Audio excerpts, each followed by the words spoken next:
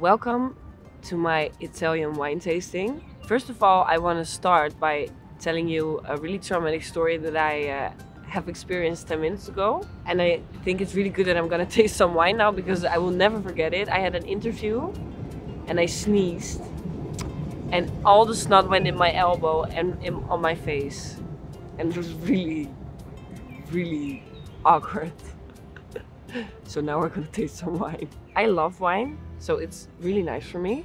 Which one am I gonna start with? I think with this one. The color is a little bit yellow, but like a little bit more towards pea, I think. First you rotate the glass. My ex-boyfriend worked in a restaurant, and when he's tasting wine, he says stuff like this. Oh, dit is Red Bull! I think, oh my god, it's Red Bull. But I was like really serious. Oh my god. Well, it doesn't smell like wine. That's a bit weird. I would say it has some tones of sugar, taurin, caffeine. Okay, we're gonna taste it now. It's a little bit soft. It has a little bubble to it. I kind of like that. What I should eat it with, I would say a morning cigarette. I think when you wake up and you drink this and you smoke a cigarette, the day is gonna be perfect.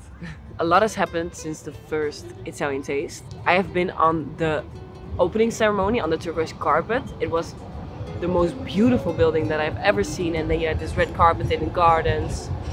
I had a really good time, but red carpets is not really my thing because I'm a little bit too shy. And I had an amazing dress from Viktor and Rolf, and I felt really good in the dress. There were a lot of really cute fans and a lot of interviews, and after that there was a great party. The location was amazing. I think I have never seen such a beautiful building. I was like, who lived here? And maybe Bridgerton is like recorded there because it looked like it. The second wine that we're gonna taste. Maybe it's lemonade. We don't know. I think it's a rosé. I like the smell. It's a bit nutty. It has tons of nuts in it.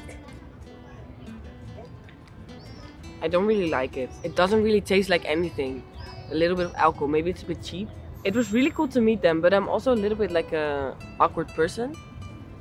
So it's like you want to express that you're also a fan of their song, but you also like are a bit scared to meet new people.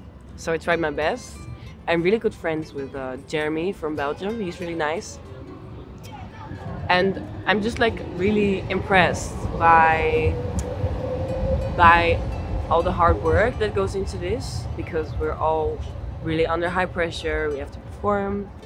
We have to look nice in every camera. So it was really nice to see everyone in kind of the same environment. The first semi-final, I didn't use fire, but it was really fire. It was the most crazy and amazing experience in my whole life. It went really well. Everything that I hoped for. I was really focused. I could do it the way I wanted to do it. It was the best one yet because we had a lot of rehearsals and stuff. This was the best one, definitely. I'm really happy with all the really nice comments, and my phone exploded. I can't react to anything because I'm really focused. I'm also really tired right now because it was yesterday, and like it's a lot of adrenaline, and I think if I take one more sip of wine I will be drunk because I'm so tired. So let's test it out. This is a white wine. I love white wine. Oh, this smells really nice. I don't really like it. It's also a bit cheap. I would say this is like a wine that when you're in the Netherlands and you go to a random place, random bar, and you just say, oh, you choose a wine, and then this is the wine you get, you know?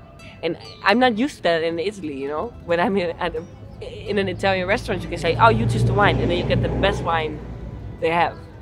That's kind of what it reminds me of.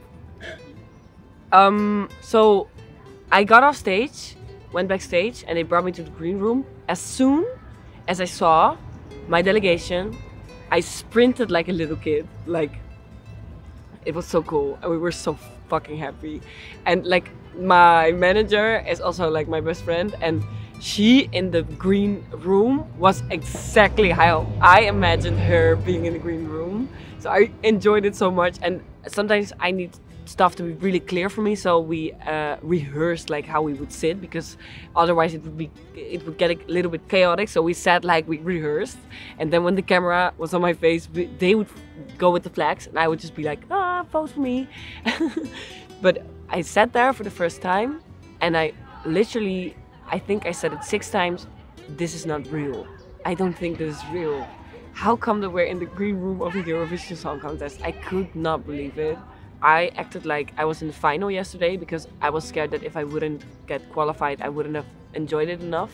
So I was like acting like it was the final.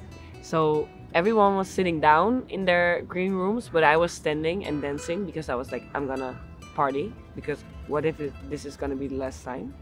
And then they were gonna announce who qualified for the finals, and they announced me the last, and that was so nerve-wracking. Everyone that was qualified, I was like, oh yeah, and then they were like, 8th was not the Netherlands, the 9th was not the Netherlands, and then I was like, oh, this is so fucked up. But because they announced us last, the party was way bigger, because the relief was really big, and the adrenaline was really high. If they announced me like 2nd, I would be like, ah, okay, thanks, that's nice. But now we really had to fight for it a little bit. So that was actually kind of nice. It's kind of like a body shock, because your body goes really into the adrenaline, and I enjoyed it.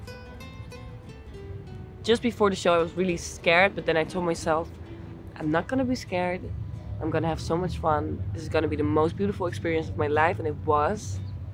And I was really happy about that, and it kind of gave me a little bit more wings to go to the final. And I want this to be amazing, and I want to have fun. I want to laugh.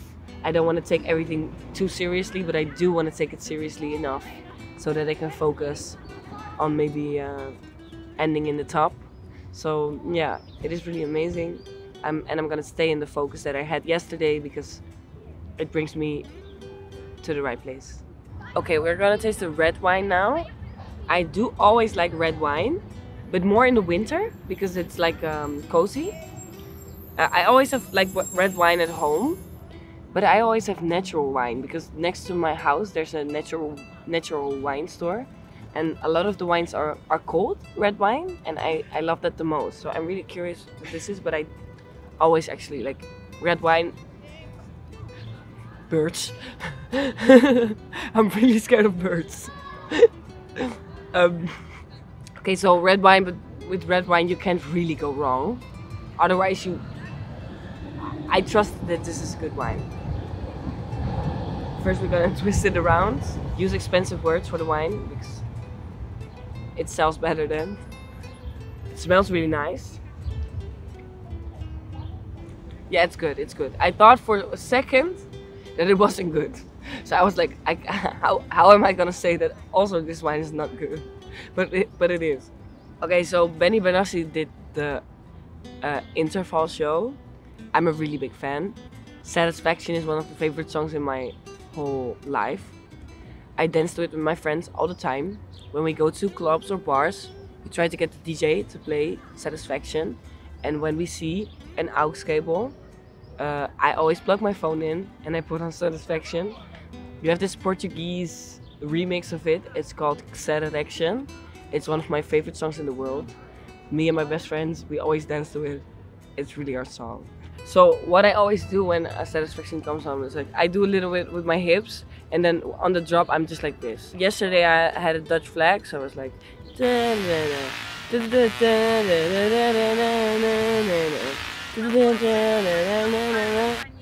that's how I dance to Satisfaction. I'm a big fan. I wanted to take a picture, but that's not really my style. Okay, so this was my wine tasting. I hope you enjoyed it. I hope you have good wine at home. I'm gonna get ready for the finals now. Wish me luck, and thanks for all the nice comments. And see you on Saturday.